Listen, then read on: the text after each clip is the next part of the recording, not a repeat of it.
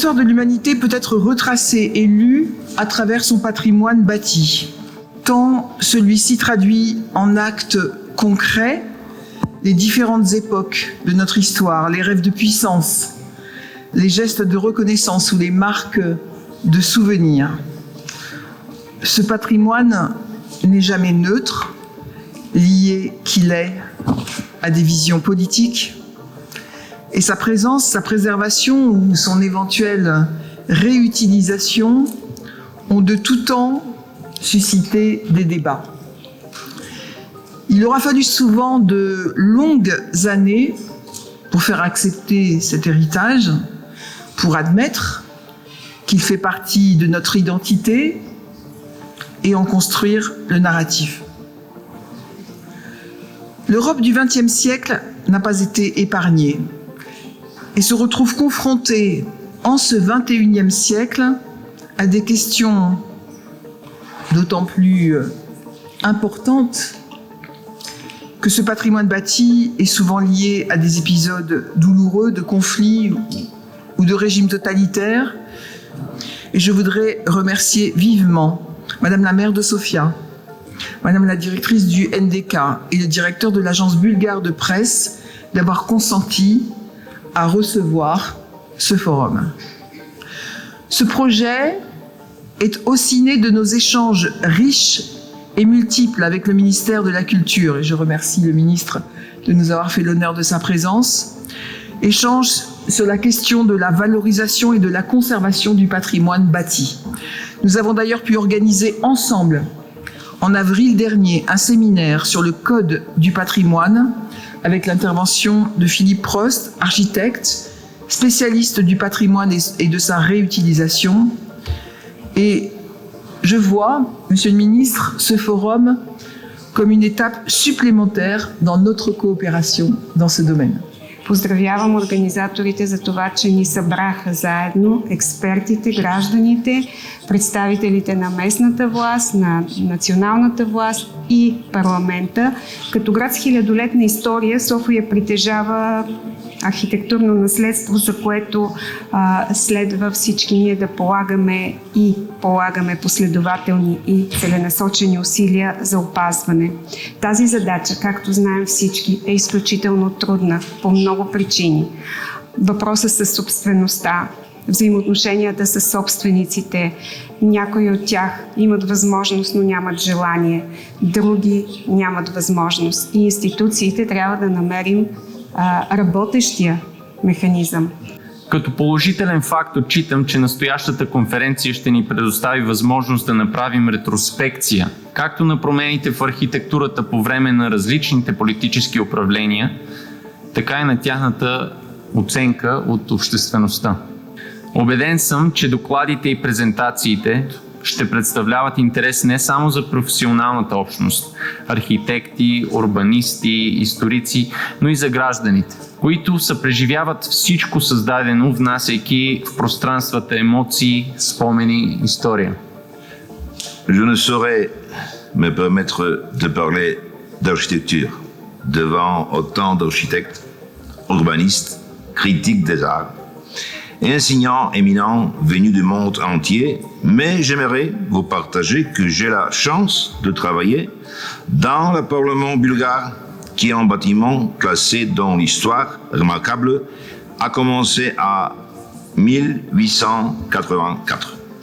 Pour moi, en tant que parlementaire bulgare, le plus impressionnant n'est pas seulement que l'édifice est conçu par l'architecte talentueux Konstantin Jovanovic, mais aussi que la construction a été rendue possible grâce à des personnels émanants, des citoyens bulgares, et les noms de tous ces donateurs sont enregistrés dans un acte exprès qui se termine par la phrase suivante: que le bâtiment qui sera construit serve à rendre immortel de la liberté et l'égalité des droits en Bulgarie, ainsi que la gloire du peuple bulgare. Ce document est déposé dans le fondement de l'édifice et le message qu'il porte est toujours vivant aujourd'hui. L'architecture est à la fois contexte et expression palpable de nos modes de vie et de nos visions du monde. Elle incarne et renforce les pouvoirs politiques et économiques qui l'orientent.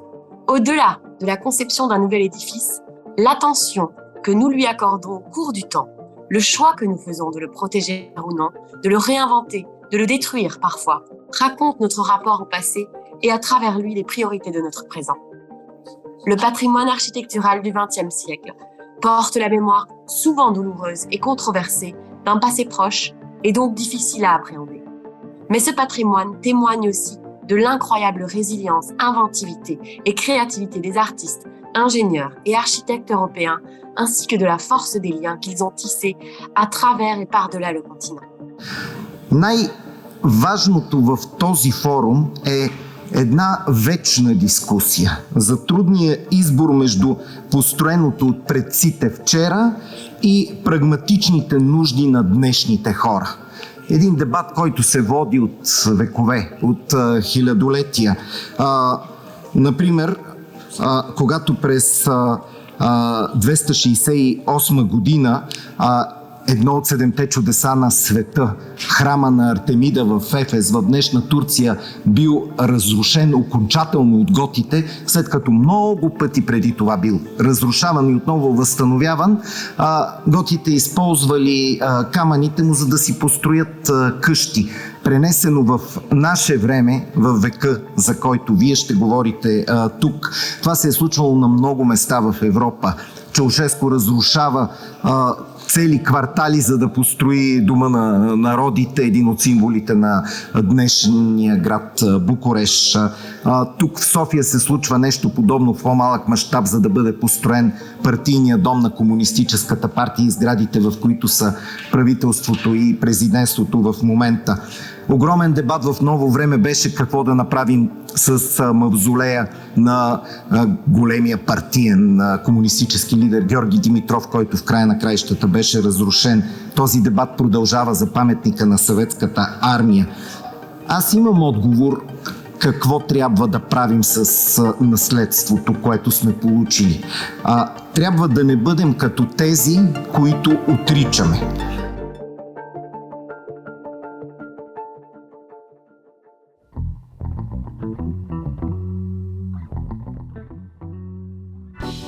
Pourquoi l'architecture du XXe siècle? Pourquoi s'y intéresser?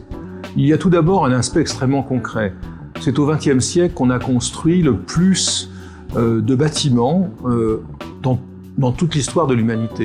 Deuxième chose qui est aussi importante, au XXe siècle, l'architecture a cessé de s'adresser aux seules classes privilégiées, à l'aristocratie ou à la bourgeoisie. Les architectes ont commencé à se poser la question de l'habitat des travailleurs, de l'habitat des plus pauvres, à la construction de réseaux d'écoles et d'équipements publics. Donc je dirais que la destination et les destinataires de l'architecture ont changé. Enfin, et c'est sans doute ce qui est le plus visible à l'œil nu, les langages de l'architecture et les techniques sur lesquelles elle se base ont changé. Avec l'architecture du métal, celle du béton armé, celle du verre, l'architecture a trouvé de nouvelles limites. Des édifices d'une très grande hauteur, des salles d'une très grande portée ont été rendus possibles par ces techniques qui se sont développées à partir du début du siècle. Enfin, c'est une nouvelle esthétique qui est née à partir des années 20, qui a été expérimentée en Allemagne avec le Bauhaus, qui a été expérimentée par Le Corbusier en France et en Europe occidentale, qui a trouvé des échos dans l'architecture américaine. On a nommé cette architecture nouvelle parfois le style international, mais c'était bien plus qu'une question de style, c'était une question d'approche complètement nouvelle, par la suite retrouvée d'une manière différente avec l'architecture de la fin du XXe siècle. Je pense par exemple au bâtiment de Frank Gehry, à son musée Guggenheim de Bilbao. À Bilbao, Gehry réinvente complètement ce qu'est le musée, de la même manière qu'il a réinventé quelques années plus tôt la maison avec celle qu'il a construite à Santa Monica. Donc le XXe siècle est parcouru pas par une seule, mais par plusieurs révolutions architecturales qui s'ajoutent à cette expansion qualitative et à cette réponse à des besoins nouveaux, à des besoins que l'architecture antérieure ne traitait pas.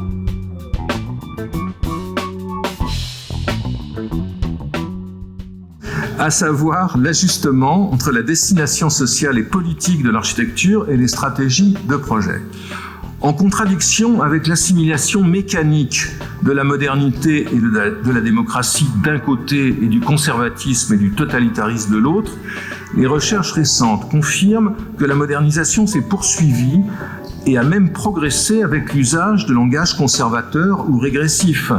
La syntaxe et le lexique nostalgique utilisés pour les édifices publics, les banques, les administrations, mais aussi pour des programmes modernes comme les aéroports ou les gares ont permis à des types sans précédent d'être conçus dans les deux types de régimes.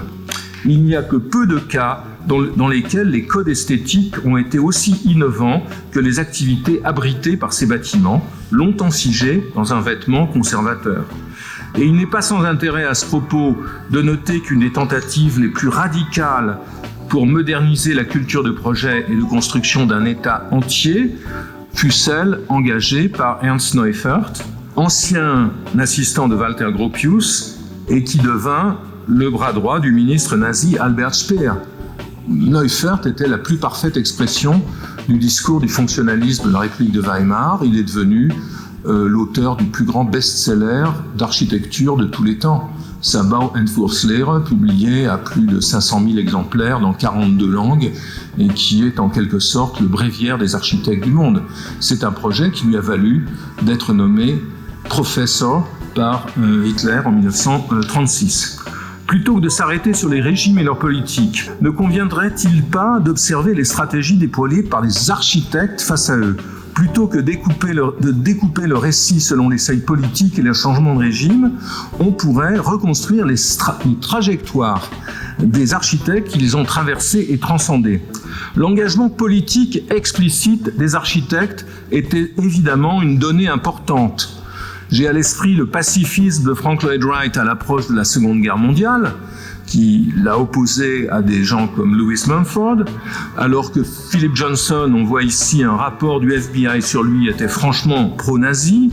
Je pense à l'affiliation communiste d'Oscar Niemeyer ou de Villanova Artigas au Brésil, à l'engagement socialiste de Bruno Zevi ou Giuseppe Samona en Italie, et bien sûr au zigzag permanent de Le Corbusier. Mais la question est moins celle de leur position idéologique ou de leurs affiliations que celle de leur tentative pour construire leur œuvre dans un cadre déterminé par la politique. Je reviens à Piacentini. C'est un des cas les plus remarquables. Actif à Rome de 1906 à 1960, il conçoit des plans et construit pour les gouvernements libéraux de l'Italie d'avant 14. Il œuvre sous le fascisme de 22 à 43, puis pendant la République italienne de l'après-guerre. Assimilant à sa manière prudente le langage moderne, il a été la force dominante derrière les deux grandes entreprises romaines du XXe siècle, la Cité universitaire et l'Exposition universelle envisagée pour 1942, sur le terrain de laquelle il est présent jusqu'à sa mort avec le Grand Palais des Sports. Sous le fascisme, son rôle de médiateur et de négociateur, souvent corrompu, a été décisif dans des dizaines de jurys de concours et de situations urbaines. C'est l'architecte que Mussolini a reçu le plus souvent, 160 fois sur ses 400 et quelques rencontres avec les architectes. Piacentini représente clairement la puissance d'une position professionnelle capable de peser sur les décisions d'un régime pourtant déterminé, mais on le sait, contradictoire, comme le fascisme.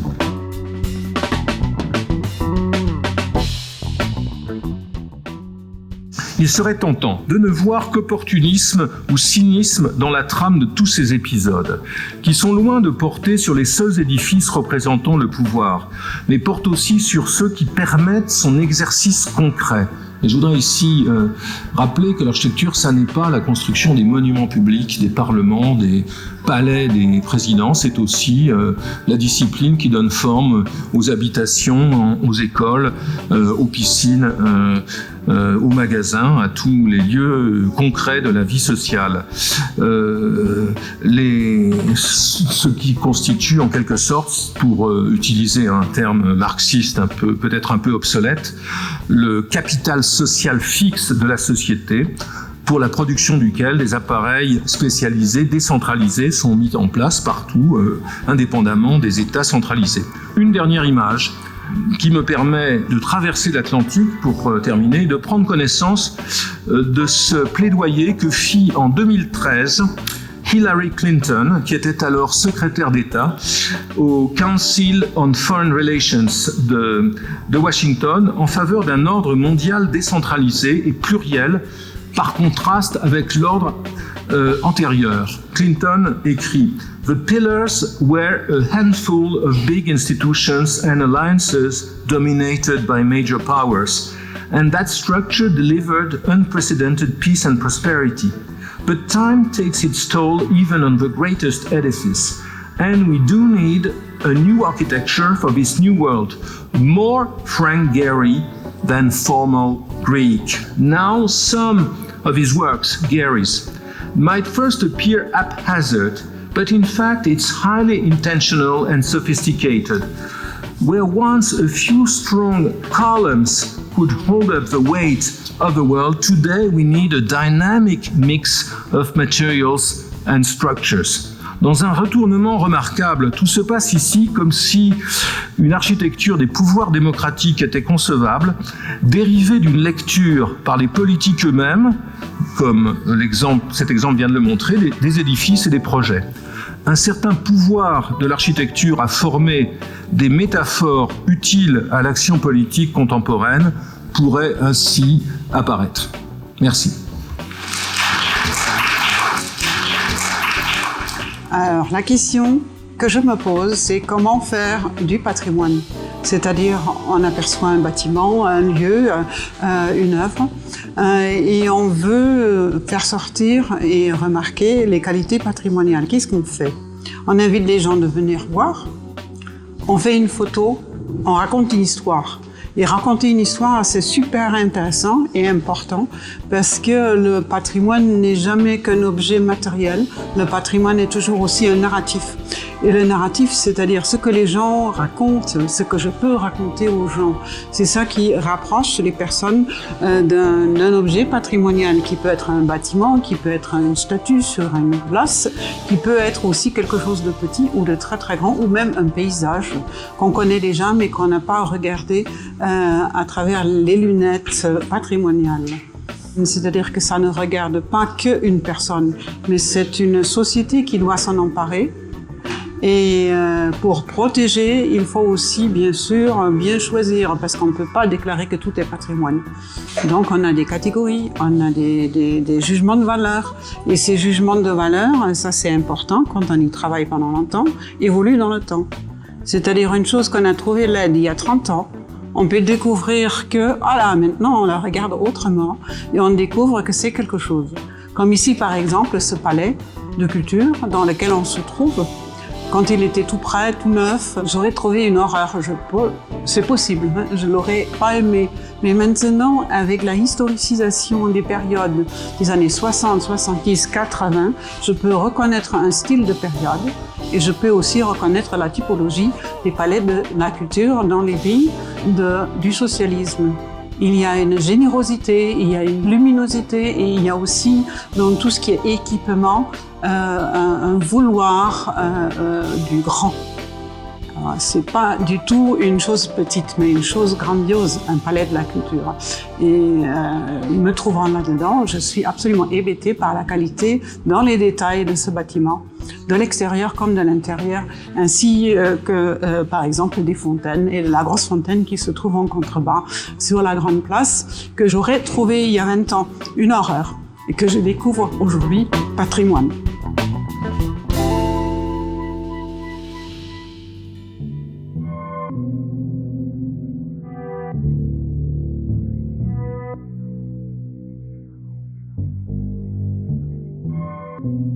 I think that the problem is that actually any protection organizations or conservators organizations, even the most famous like UNESCO, they have no tools how to protect heritage in the face of missiles and in the face of bombs. That is very problematic. So actually all procedures they designed just for peaceful times.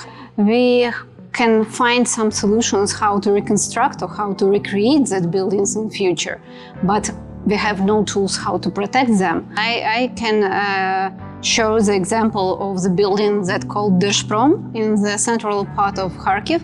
That is the heritage of constructivist interwar modernism period, and that is very political heritage actually. It's very leftist heritage. It's like instance of all leftist ideas, even quite idealistic in one building. I think that is very beautiful and iconic representation exactly of politics in space, and all that horizontal connectors, they represent exactly the idea of social democracy and how we should connect people, connect organizations, connect economics through bridges, through horizontal line.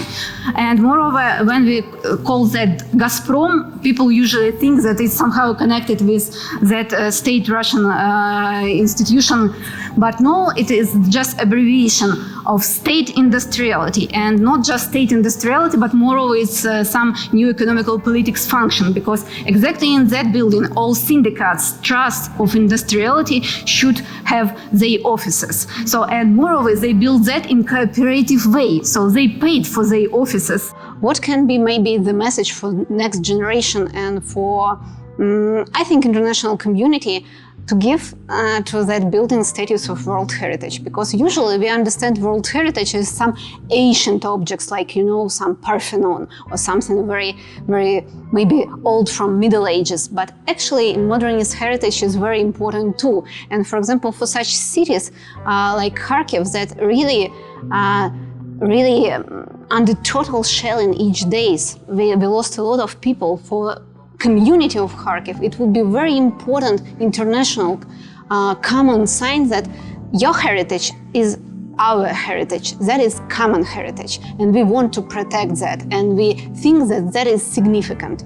So that's why I would ask international community to support our application for World Heritage List for Держпром building and for Kharkiv too.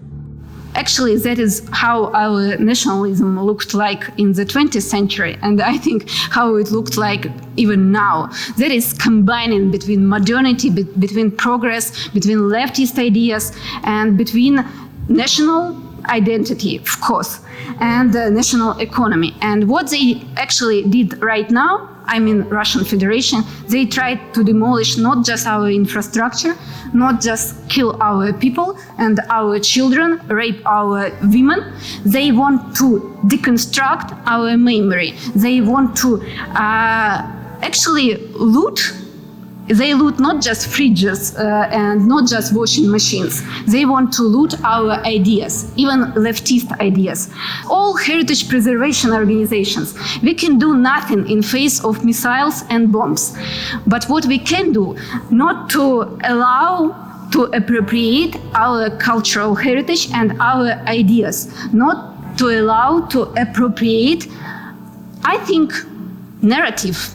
Yeah, maybe a bit pathetic, but that is the war for narratives right now. That's why what we can do actually, like art historians and architectural historians. Thank you very much.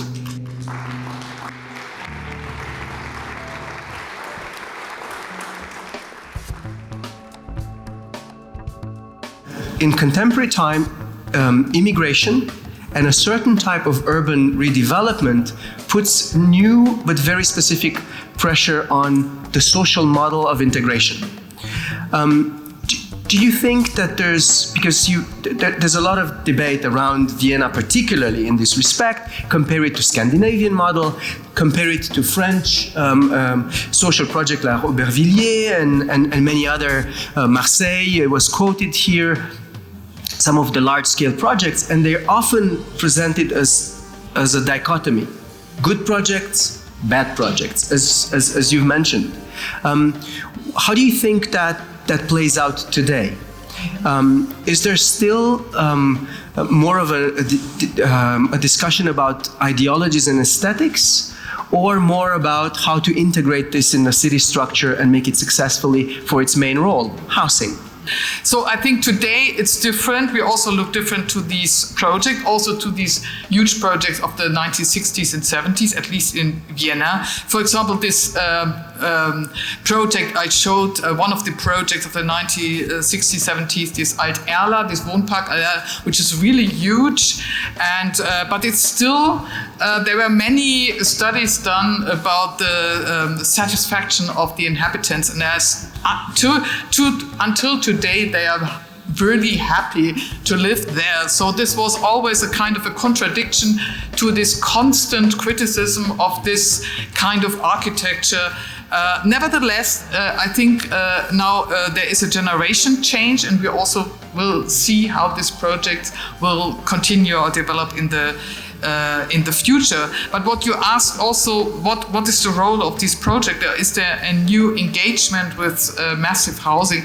Yes, on the one hand, yes, because the Viennese social democracy always tries to, this is also part of course, their political propaganda, they try to keep in the foreground that they were always successful until right from the beginning of the 20th century up to today to provide affordable housing project.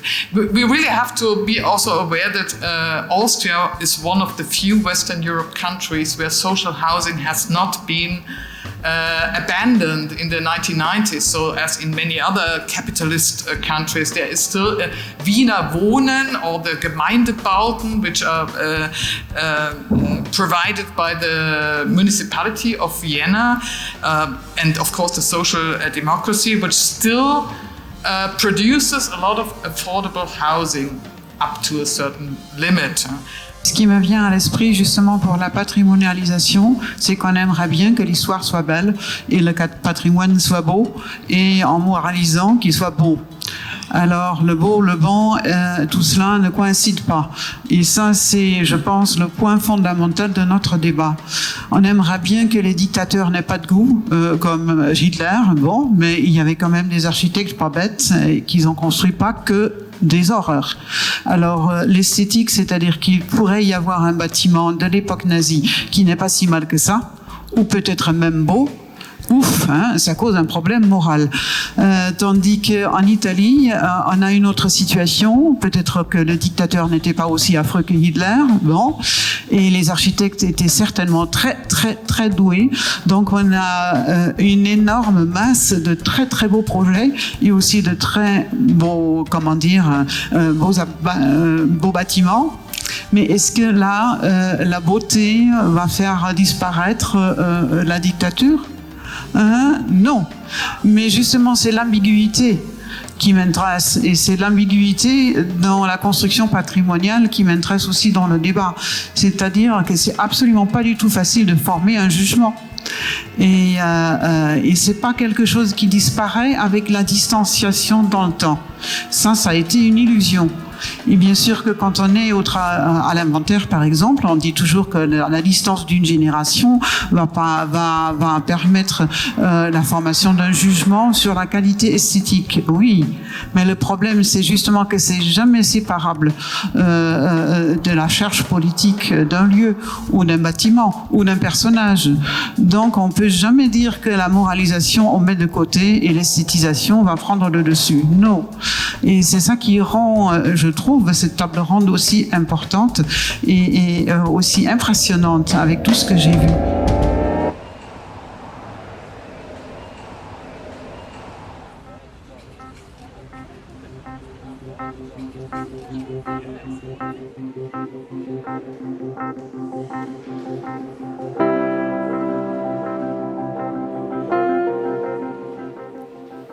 По това време Слънчев бряг бе истинска лаборатория за преоткриване на модерността, а името на водещия архитект Никола Николов беше легенда.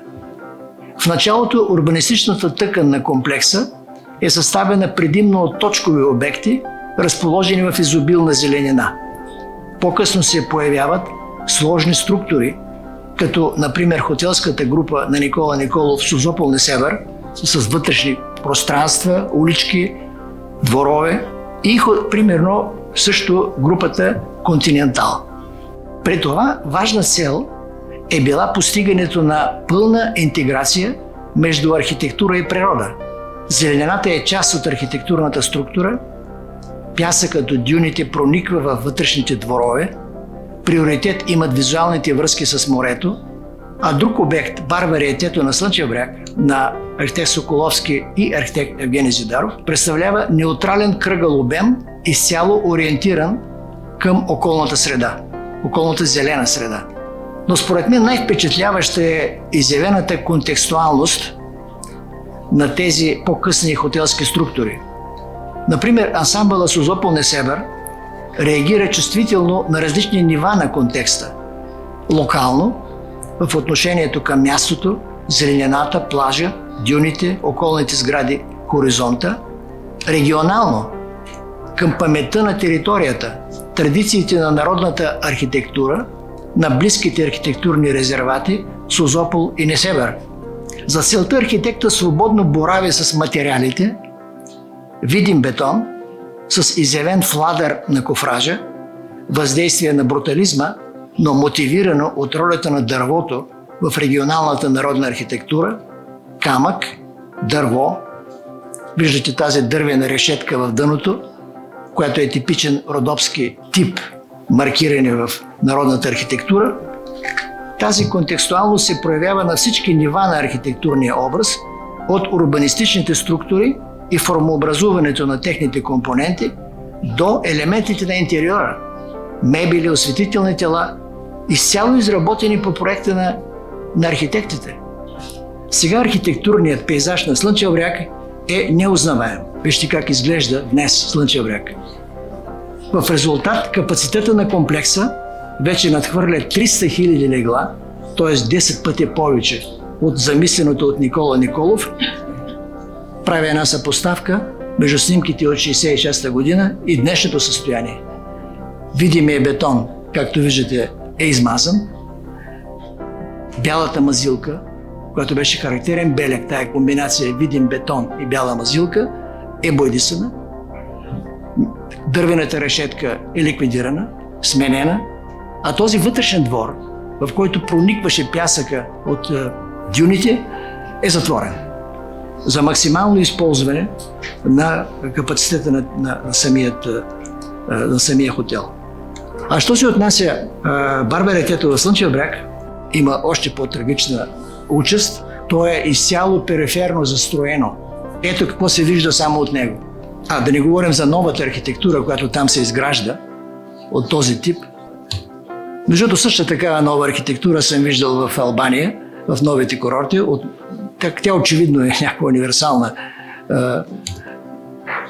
Между другото, палмата е метална. Този форум ще бъде изключително актуален за българския контекст. Защото в момента целият този пласт на архитектурата на 20 век, от така наречения модернизъм, който идва пряко от европейския модернизъм, е силно застрашен поради деградацията на българската система за опазване на културното наследство. Аз се занимавам точно с това. И отблизо следя целият този доста драматичен процес. Вие видяхте в моята презентация за Слънчев бряг каква катастрофа абсолютна. Поради това, че тези реални паметници на културата, културни ценности, които създава на времето 60-те години Никола Николов и неговите партньори, всъщност днес са компрометирани, застрашени. Целият Слънчев бряг е в катастрофално състояние. Няма помен от тази модерност, за която става дума на тази конференция. И ние видяхме как други страни, като например Германия.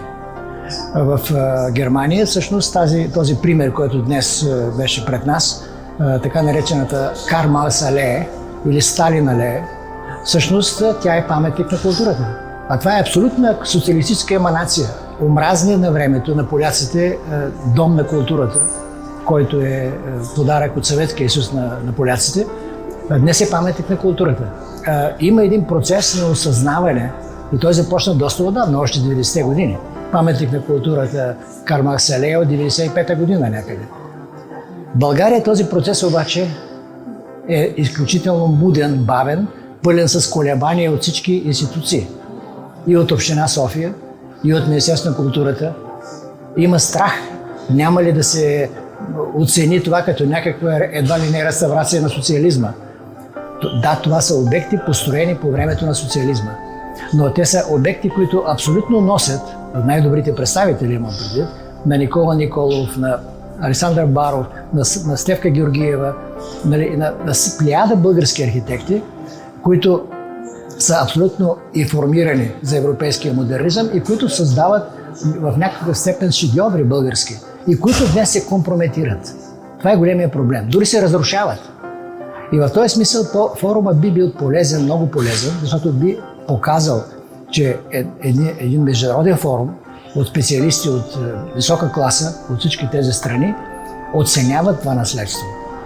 Ви знаете, че България има този комплекс. Когато други оценяват нещо българско, значи то е ценно.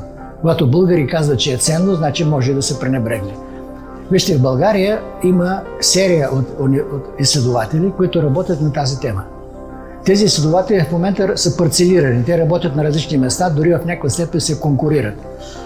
Моето предложение, което аз направих в моята презентация, това е тези всъщност отделни изследователски групи да се обединят, за да въздействат върху политиката, тъй като смисъла на целия форум е архитектура и политика. Тоест как политиката въздейства върху архитектурата, понякога много негативно, но как архитектурата може да въздейства върху политиката, което всъщност е идеалният случай. И в този смисъл аз много се надявам, че този процес ще се осъществи и в един определен момент ще стане това. И имаше такава идея да се реформира закона за културно наследство, което е основата на всичко.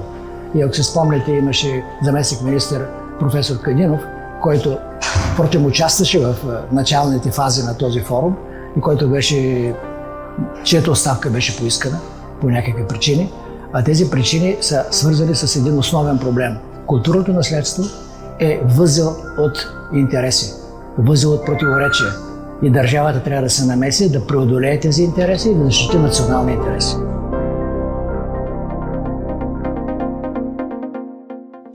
Dans le sujet que j'ai traité, qui porte essentiellement sur les maisons de la culture, il y a une relation directe entre le pouvoir politique, le commanditaire, les usagers qui vont utiliser aussi ces équipements, et puis bien sûr la question plus largement politique, c'est-à-dire que en fait les maisons de la culture sont aussi un instrument d'une politique. En l'occurrence en France, c'était une politique de décentralisation culturelle qui était là pour faire que sur l'ensemble du territoire français, il y avait des équipements publics où il y avait une activité culturelle d'un niveau jugé suffisant. À la fin des années 50, en France, le programme des maisons de la culture devient un programme extrêmement important du point de vue architectural. Et donc, il va donner lieu à des tas de variations différentes de cet équipement, qui va à la fois être un équipement qui va représenter, on va dire, le commanditaire, le pouvoir politique en place, mais aussi un équipement qui va essayer d'exprimer toutes les activités qui se situent à l'intérieur de ce bâtiment. Du coup, des architectures qui vont être très différentes et souvent très expressives parce que le programme est compliqué. Il y a à la fois du théâtre, du cinéma, quelquefois des médiathèques, quelquefois des salles de réunion. Et donc, les architectes et l'architecture va être très intéressante parce qu'elle va réussir à composer et articuler tous ces usages différents dans un même bâtiment.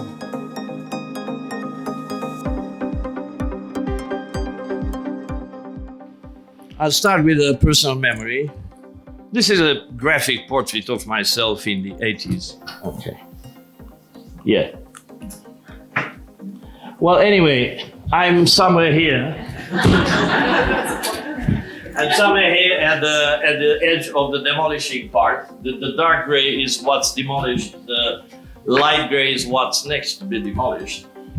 I was crossing this area every day, back and forth. There was no public transportation. And I was going in this area of Bucharest to work in the National Museum of Art. So my experience, besides being a dweller next to a big construction site, my experience with the construction site of Casa Opolului started in 1980, very early, and I witnessed day in, day out the processes and the chaos of it and the funny development of something which had no obvious reason or logic in its developments. And at the same time, it was looking dramatic. At the same time, I was witnessing this type of little signs. This is a reconstruction, mind you, made later on. And those are signs which were saying in Romania, this and this name, usually names from outside Bucharest, from northern regions of Romania, where you had a lot of construction workers coming from. God rest his soul in peace. And those were people who are dying accidentally during the night, mostly, in this immense plateau where you had big trucks, you know, flashing back and forth, and had the cranes running around, and you had a process going on 24 hours a day. And the implications of it were somehow tragic. And of course, this was a habit of the people who were together coming from a certain village, and they were trying to appease the soul of the person who died violently. And in the afternoon, when I was coming back, those signs were already removed by the people who were surveilling the whole operation.